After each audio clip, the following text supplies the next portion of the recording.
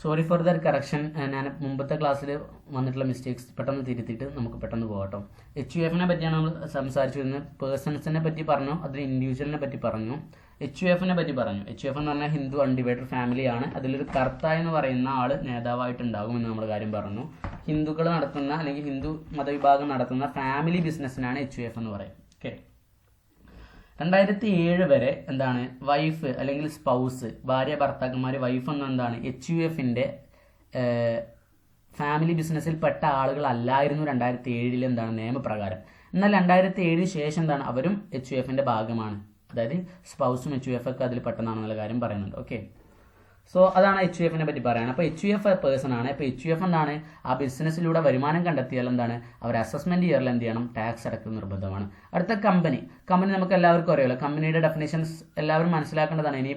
Any body corporate incorporated in India or outside India. ഇന്ത്യയുടെ പുറത്തും അകത്തൊക്കെ ഉള്ള കമ്പനികൾക്ക് എന്താണ് ടാക്സ് അടക്കണം. ഇപ്പോൾ ഒരു ഡൗട്ട് വരാൻ ചാൻസ് ഉണ്ട്, ഇന്ത്യയുടെ പുറത്തുള്ള പല കമ്പനികളുണ്ട്, അവരൊക്കെ ഇന്ത്യയിൽ എന്തിനാണ് വന്നിട്ട് എന്താണ് ടാക്സ് അടക്കണമെന്ന് ചോദിച്ചാൽ അതല്ല ഇവിടെ ഉദ്ദേശം. എന്താണ് ഇന്ത്യയുമായി ബന്ധപ്പെട്ട ഏതെങ്കിലും രീതിയിൽ എന്താണ് ഇന്ത്യയുടെ പുറത്ത് കമ്പനി ഇട്ട ആളോ അവർക്കാണ് എന്ത് ചെയ്യുന്നത്, ആ കമ്പനിക്കാണ് ഇന്ത്യയിൽ എന്താണ് ടാക്സ് അടക്കേണ്ടത്. അപ്പോൾ കമ്പനിയെ പറ്റി നമ്മൾ ഡീറ്റെയിൽ ആയിട്ട് പറയും. കമ്പനിയെ പറ്റി മാത്രമല്ല, അതിൽ ഓരോ കാര്യങ്ങളെ പറ്റി നമ്മൾ ഡീറ്റെയിൽ ആയിട്ട് പറയും. അപ്പോൾ അതിൽ നിങ്ങൾക്ക് മനസ്സിലാകും ഔട്ട്സൈഡ് ഇന്ത്യ കമ്പനി ഏതാണ്, ഇൻസൈഡ് ഉള്ള ഇന്ത്യ കമ്പനി ഏതാണെന്നുള്ള കാര്യമൊക്കെ മനസ്സിലാകും.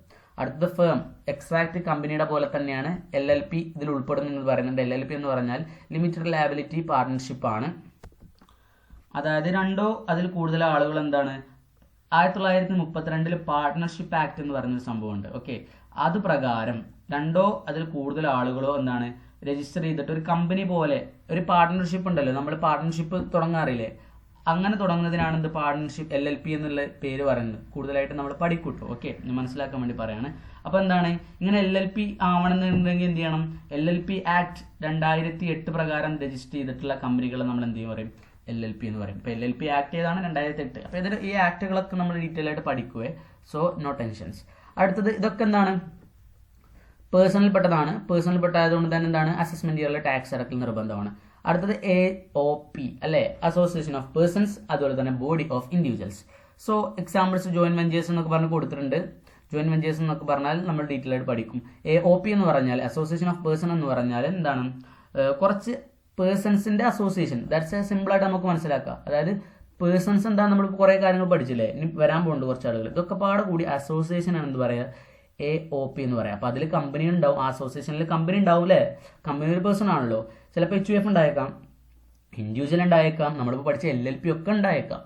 സോ അതൊക്കെ പാടെ കൂടി അസോസിയേഷൻ ആണ്. നമ്മൾ എക്സാമ്പിൾ പറയുകയാണെങ്കിൽ നമ്മുടെ നാട്ടിലുള്ള അല്ലെങ്കിൽ ഗ്ലോബലിലുള്ള സ്പോർട്സ് ക്ലബ്ബുകളൊക്കെ ഉണ്ടല്ലോ, അതുപോലെ തന്നെ ആർട്സ് ക്ലബ്ബുകൾ, ഫ്ലാറ്റ് അസോസിയേഷൻ, അതൊക്കെ എന്താണ് AOPയിൽ പെടാം. ഓക്കെ.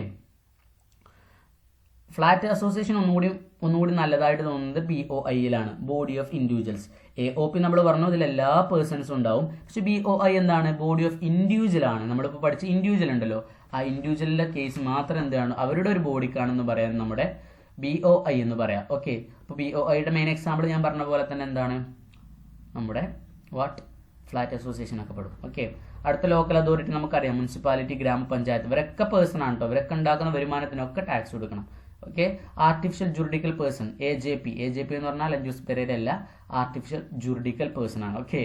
അതിൽ നമ്മുടെ ബാർ കൗൺസിൽ, യൂണിവേഴ്സിറ്റീസ് ഒക്കെ ഉണ്ടല്ലോ, അതൊക്കെ എന്താണ് AJPയിൽ ഉൾപ്പെടും. AJP എന്ന് പറഞ്ഞാൽ എന്താണ് നിയമപരമായി ഉണ്ടാക്കിയൊരു യൂണിയനാണ് നമ്മൾ എന്ന് പറയാം AJP എന്ന് പറയാം. അപ്പോൾ Calicut universities example of AJP. Okay. അതുപോലെ തന്നെ നമ്മുടെ CS-ന്റെ അപ്പെക്സ് ബോഡി ഏതാ, ICSI അല്ലേ. സോ അതെന്താണ് നമ്മുടെ ഒരു AJP ആണ്. അതുപോലെ തന്നെ CA-ന്റെ അപ്പെക്സ് ബോഡി ഉണ്ടല്ലോ, ICAI. അങ്ങനെ പല കാര്യങ്ങളും ഈ ഇത്തരത്തിൽ നിയമപരമായിട്ടുണ്ടാക്കിയ ഏത് യൂണിയൻ എന്ന് പറയും, AJP എന്ന് പറയും. ഇവരൊക്കെ എന്താണ് ഇൻകം ജനറേറ്റ് ചെയ്യും, അതിനൊക്കെ ടാക്സ് കൊടുക്കണം. അപ്പോൾ കൃത്യമായിട്ട് പറയുകയാണെങ്കിൽ എന്താണ് ഒരു പരിധി വരെ ആരും എന്ത് ചെയ്തിട്ടില്ല, ഒഴിവാക്കിയിട്ടില്ല. കാരണം എന്താണ് നമ്മുടെ ഇന്ത്യൻ ഗവൺമെന്റിന് വരുമാനം കിട്ടുന്ന പ്രധാനപ്പെട്ട ഒരു സംഭവമാണ് എന്ത്, ഇൻകം ടാക്സ്. കാരണം നമ്മൾ ഇത്ര പോപ്പുലേഷൻ ഇല്ലേ, എത്ര പോപ്പുലേഷൻ ഉണ്ട്, 160 crore പ്ലസ് പോപ്പുലേഷൻ ആണ് ഇന്ത്യയുടെ പോപ്പുലേഷൻ. ലോകത്തെ ഏറ്റവും കൂടുതൽ ജനസംഖ്യയുള്ള രാജ്യം നമ്മുടെ രാജ്യമായതുകൊണ്ട് തന്നെ ആ വരുമാനം നമ്മുടെ ഗവൺമെന്റ് ഒരിക്കലും ചെയ്തിട്ടില്ല, മിസ് ചെയ്തിട്ടില്ല. പണ്ടും ഇല്ല, ഇപ്പോൾ ഇല്ല. ഓക്കെ.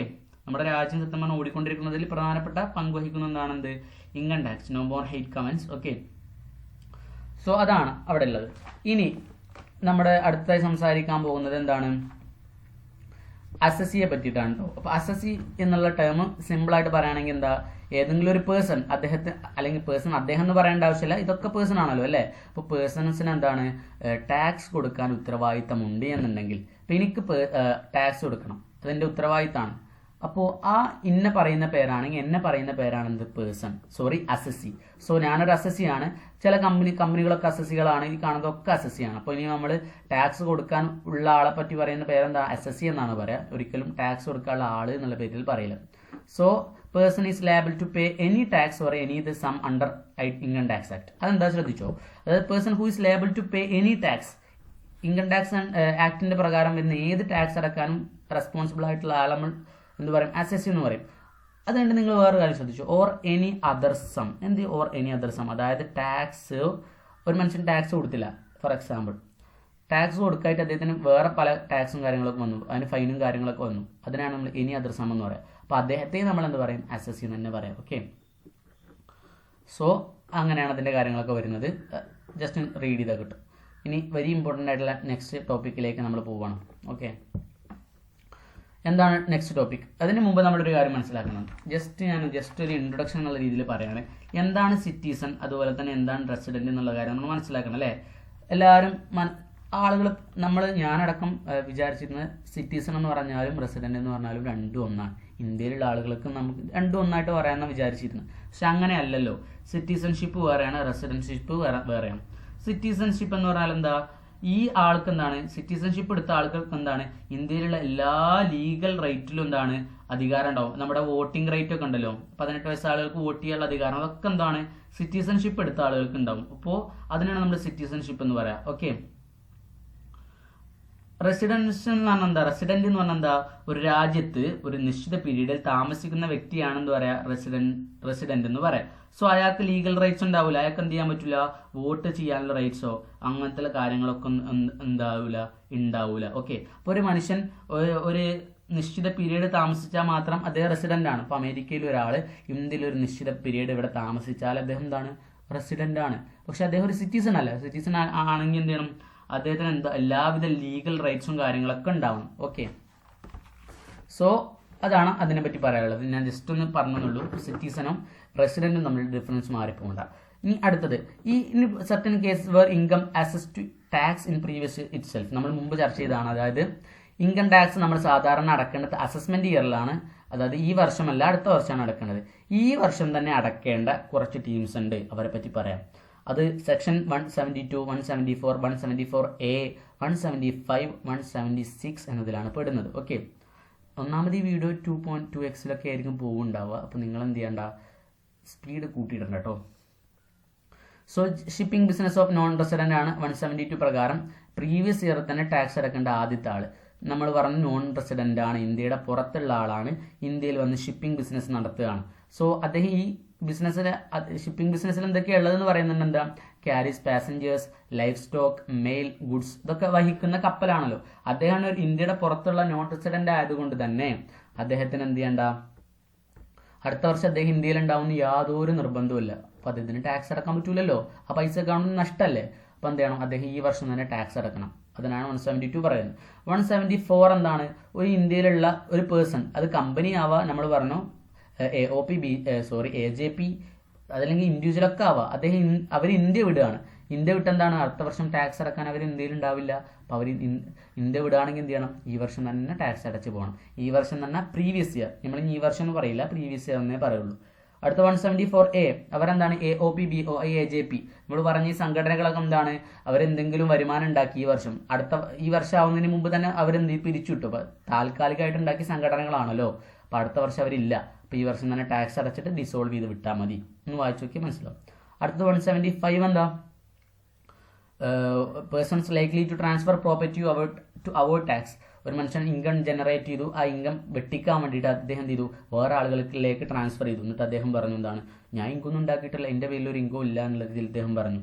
അങ്ങനെയാണ് എന്നുണ്ടെങ്കിൽ എന്ത് ചെയ്യണം, അദ്ദേഹത്തിൻ്റെ ടാക്സ് ഈ വർഷം തന്നെ അടക്കണം. കാരണം അദ്ദേഹം നിയമങ്ങൾ തെറ്റിച്ചാണ് ചെയ്തത്. Okay, if it appears to the AO എന്ന് പറഞ്ഞാൽ എന്താ, assessment officer. Okay, that a person is likely to charge, sell, transfer, dispose of his assets to avoid, അതാണ് ശ്രദ്ധിക്കേണ്ടത്, to avoid payment of any liability the total income of such person charge tax in current year itself, അതായത് in previous year itself. Okay, അടുത്തത് 176 ആണ്.